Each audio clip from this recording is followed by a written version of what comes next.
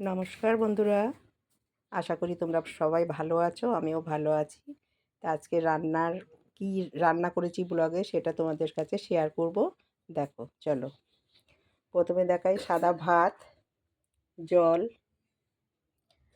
বড়া ভাজা, ডালের বড়া, আর ঘ্যাটকল দিয়ে, কাঁঠাল দানা দিয়ে চচ্চড়ি।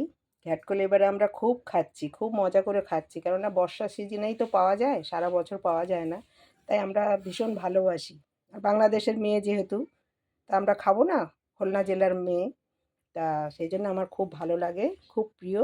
তাই আমি রান্না করে দিই, সবাই খায়, আমার হাতের রান্না সবাই ভালোবাসে, সবাই খায়। তাই তোমাদেরকেও শেয়ার করছি। আর এটা হলো বেসমের বড়া দিয়ে কুমড়োর শাক চচ্চড়ি, ডাল, টকের ডাল, আর লোটে মাছ, মানে রসা রসা করে ঝাল করেছি। দেখো বন্ধুরা, কেমন হলো কমেন্ট করে জানাবে। রাখি, টাটা। তোমরা সবাই সুস্থ থাকো, ভালো থাকো। নমস্কার।